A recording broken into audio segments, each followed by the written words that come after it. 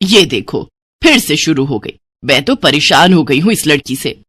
क्या हुआ माँ, क्यों इतना गुस्सा कर रही हो?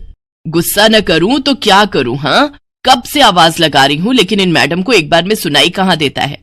ओहो माँ, आप ही देखो ना, मैंने कितना सुंदर डिजाइन बनाया, बस इसी में ध्यान लगा था मेरा, शायद इसीलिए आपकी आवाज सुनाई नहीं दी होगी।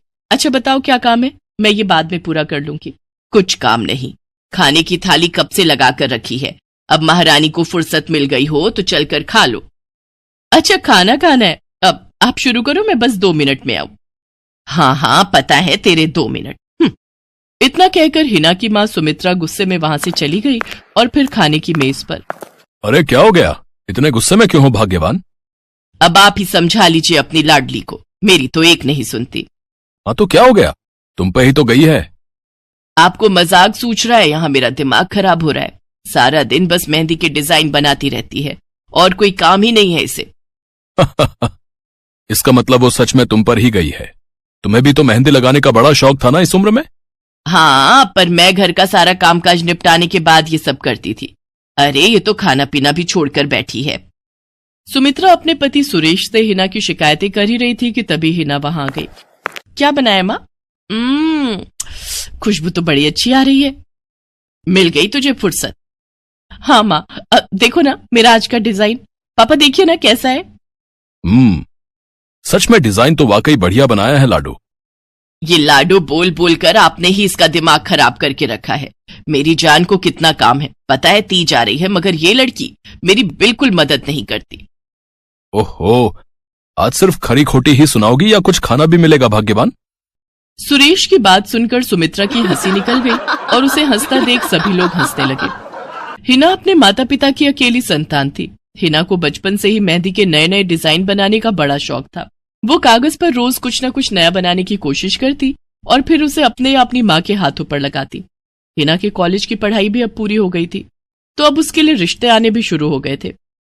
अरे सुमित्रा कहाँ हो, जल्दी आओ। क्या हुआ जी? जरा इस फोटो को तो देखो, कैसा है लड़का? दिखने में तो बहुत ही बढ़िया है। हाँ, वो कानपुर वाले फूफा जी है ना, उन्होंने बताया है इस लड़के के बारे में। अपनी हिना के लिए कैसा रहेगा? लड़का काम क्या करता है और परिवार में कौन कौन है? फूफा जी बता रहे थे कि कानपुर में इनका अपना कारखाना है, वहां ये अपना दोने पत्तल और डिस्पोजल वगैरह बनाते हैं। ये अच्छा पैसा कमा लेता है, फूफा जी की रिश्तेदारी में है। हाँ, पर उससे पहले ये फोटो एक बार हिना को तो दिखा दो, उसे लड़का पसंद आ जाए तभी बात आगे बढ़ानी चाहिए ना। अरे हाँ, ये भी सही कह रही हो। लाडो, ओ लाडो, अरे कहाँ है बिटिया? सुरेश ने फौरन जाकर कमल की फोटो हिना को दिखाई तो हिना को भी कमल पसंद आ गया। उधर कमल को भी हिना पहली ही नजर में भाग गई और इस तरह से कुछ ही दिनों में कमल और हिना की शादी खूब धूमधाम से हो गई। शादी के बाद कमल और हिना अपनी गृहस्थी में बहुत खुश थे। फिर एक शाम। ये क्या लिख रही हो हिना? लिख नहीं रही हूँ, मेहंदी का डिजाइन बना रही हूँ। अच्छा, पर कागज पर क्यों? प्रैक्टिस तो रोज ही करनी होती है ना, तो इसीलिए कागज पर डिजाइन बनाती हूँ। अच्छा, अब जरा दिखाओ तो सही। अरे वाह, ये डिजाइन क्या सच में तुमने बनाया है? हाँ अच्छा है ना, अब मैंने और भी बनाकर रखे हैं, रुकिए मैं भी लेकर आती हूँ। हिना ने अपने बनाए सारे डिजाइन्स कमल को दिखाए, जो कमल को बहुत पसंद आए और उसने हिना की खूब तारीफ की। सब कुछ अच्छा चल रहा था और ऐसे ही हंसी खुशी दिन बीत रहे थे। लेकिन फिर एक सुबह। हेलो, क्या हुआ राठी जी, इतनी सुबह सुबह फोन क्यों किया? सर आप जल्दी से आ जाइए, गजब हो गया, अपनी फैक्ट्री में आग लग गई है सर, सब कुछ जल गया सर, कुछ भी नहीं बचा सर, जल्दी आ जाइए आप। फोन पर अपने मैनेजर की बात सुनकर कमल के पैरों तले जमीन खिसक गई। फैक्ट्री पहुंचा तो देखा वाकई फैक्ट्री पूरी तरह से जल रही थी। तभी एक जलती हुई बड़ी सी लकड़ी कमल पर आ गिरी, जिसकी वजह से वो बुरी तरह झुलस गया। उसे फौरन अस्पताल पहुंचाया गया और यहाँ से सब कुछ बदल गया। फैक्ट्री के काम को बढ़ाने के लिए कमल ने हाल ही में कई सारी नई मशीनें लोन पर खरीदी थी। मशीनें तो नहीं बची, लेकिन लोन चुकाने के चक्कर में पहले कमल की गाड़ी बिकी और फिर घर। मजबूर होकर कमल और हिना अब किराए के मकान में रहने लगे थे। फिलहाल कमल की हालत ऐसी नहीं थी कि वो कोई और काम कर सके। ऐसे में हिना ने घर चलाने का जिम्मा उठाया और वो घर घर जाकर औरतों के हाथों पर मेहंदी लगाने लगी। हालांकि इस काम से उसे बहुत कम पैसे ही मिल पा रहे थे, लेकिन हिना फिर भी पूरी मेहनत कर रही थी। क्या से क्या हो गया ना हिना। मैं किसी काम का नहीं रहा, हम बर्बाद हो गए। मैंने कहा था तुम्हें रानी बनाकर रखूंगा, मगर मेरे रहते हुए भी तुम्हें कितना संघर्ष करना पड़ रहा है। ऐसा क्यों कह रहे हैं आप बिल्कुल चिंता मत कीजिए, देखना धीरे धीरे सब ठीक हो जाएगा। हिना चाहती थी कि वो अपना एक पार्लर खोले, लेकिन फिलहाल ये मुमकिन नहीं था। मेहंदी लगाने का काम भी सीजन पर ही मिल पाता था, तो अब दिक्कत खाने पीने की भी होने लगी। ऐसे में हिना ने एक सेठ के घर मेड का काम करना शुरू कर दिया। और फिर एक दिन, सुन, तुझे कोई मेहंदी वाली पता है क्या? क्यों मैडम? अरे वो तीज आ रही है ना, तो मेहंदी लगवानी थी। हाँ, बाहर इतनी गर्मी है, अब ऐसे में कौन बाहर जाए, तो घर पर ही आकर कोई लगा दे तो बढ़िया रहेगा। अब हाँ हाँ मैडम, मैं बहुत अच्छी मेहंदी लगाती हूँ, आप मुझसे लगवा लो।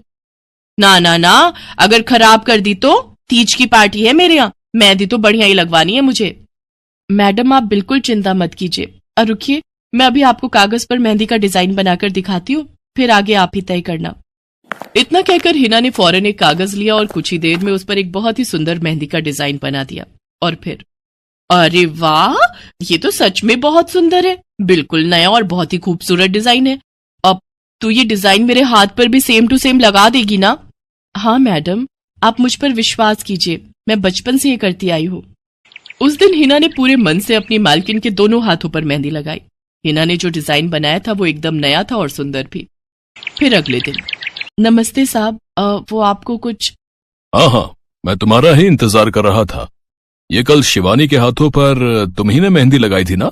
जी साहब, मैंने ही लगाई थी। अब कोई गलती हो गई क्या मुझसे?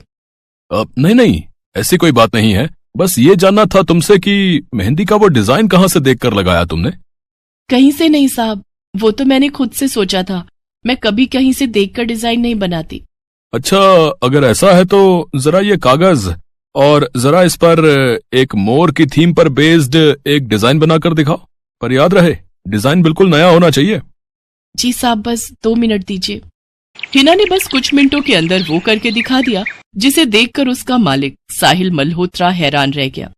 वाह, सच में कमाल है ये तो। अब तुमने डिजाइनिंग सीखी है क्या कहीं से? नहीं साहब, सीखी तो नहीं, लेकिन मुझे बचपन से ही शौक है मेहंदी लगाने का, तो बस इसीलिए।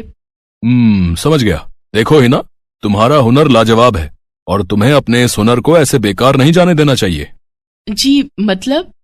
तुम्हें पता है ना, मेरी फैक्ट्री में लेडीज कपड़ों के लिए कपड़ा बनता है, लेकिन काफी समय से मैं परेशान हूं, क्योंकि सूट साड़ियों वगैरह के लिए मेरे पास नए डिजाइन की कमी पड़ गई है। लेकिन अब लगता है ये कमी नहीं रहेगी। बोलो, बतौर डिजाइनर मेरे लिए काम करोगी तुम? जी साहब, बिल्कुल करूंगी। ये हिना के लिए सपने के सच होने जैसा था। अब वो काम वाली बाई से एक डिजाइनर बन गई। वो साहिल की फैक्ट्री में बनने वाले कपड़ों के लिए हर रोज नए नए डिजाइन बनाने लगी, और इसके बाद साहिल के फैक्ट्री में बनने वाले कपड़े की डिमांड काफी बढ़ गई, और इसके चलते हिना को भी उसके काम की बढ़िया सैलरी मिलने लगी। हिना अब अपनी कमाई से न सिर्फ अपना घर खर्च चलाने लगी, बल्कि उसने शहर के बढ़िया डॉक्टर से कमल का इलाज भी कराया, जिससे कमल बहुत जल्दी ठीक हो गया और उसने भी काम करना शुरू कर दिया। पर इस सब में पूरा 1 साल बीत गया और एक बार फिर से तीज का त्योहार आया। देखिए तो कैसी लग रही हूं मैं? बिल्कुल चांद जैसी लग रही हो। हिना ने नई हरे रंग की साड़ी पहनी हुई थी, जो उसने खुद डिजाइन की थी, और वाकई वो उसमें बहुत ही सुंदर लग रही थी। हिना, तुम सच में बहुत बहादुर हो। मैं तो उस हादसे के बाद उठकर खड़ा ही नहीं हो पाता, लेकिन तुमने सब कुछ ठीक कर दिया। तीज का ये त्योहार ही इसलिए है जी, मैं आपको कभी कुछ नहीं होने दूंगी।